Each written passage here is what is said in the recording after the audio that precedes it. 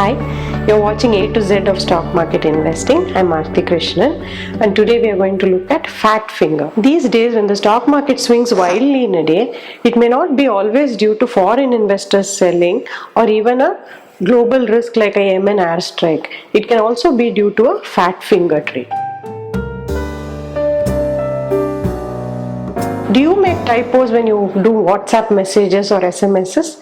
Well, stock market dealers and traders can make mistakes too. So that's called a fat finger trade. Today, with all the trading going electronic, when you put through orders on your trading terminal, you tend to punch in the orders on the terminal. So when you punch in the orders, if you get numbers wrong or you interchange numbers, it can lead to a fat finger trade.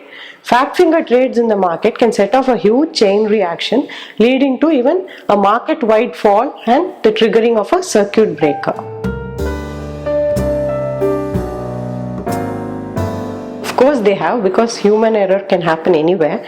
So in India there was an episode in October 2012 when a broker from MK Global Services, a stockbroker, he punched in a large erroneous order.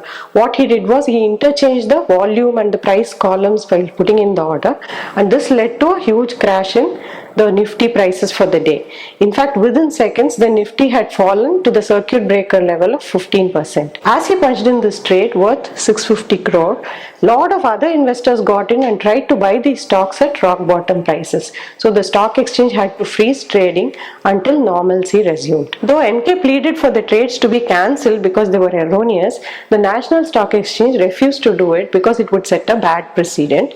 Ultimately, NK ended up losing 50 crore in money to make good these orders. Fat finger trades are not unique to India, they've happened globally too. One such event occurred in the Tokyo Stock Exchange when a trader punched in an order to buy $622 billion worth of stock into the terminal. This caused havoc throughout the global markets because the size of the order was such that it was larger than the market caps of many countries. In this case, the Tokyo Stock Exchange actually cancelled the trade and nobody was hurt. In 2011, a firm called Knight Capital in the US had a fat finger problem, and actually it put in erroneous orders to buy and sell ETF units, and the ETFs lost so much value that Knight Capital went bankrupt overnight.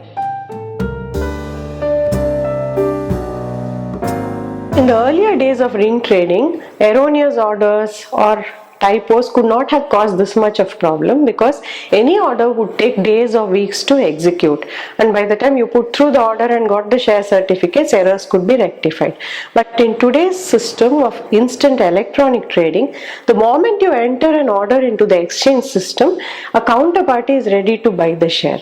Therefore, when there's a fat finger trade, there's a huge chain reaction across the market. There are many investors who can jump in and try to make the most of the order. In case you want to cancel the order, the counterparties also get sucked into the problem, and it's very hard therefore to cancel these trades completely. Every reported instance of a fat finger trade has actually caused the markets to fall very sharply, sometimes with the circuit breaker being hit. The reason this happens is because of algorithmic trading. Today, every time a stock moves very sharply from its quoted price, there are a lot of these programs actually looking for opportunities to make the most of this situation. Therefore, when a fat finger trade occurs, immediately millions of orders can be generated by these algos, so that the whole problem actually cascades quickly through the market and leads to a circuit breaker kind of situation.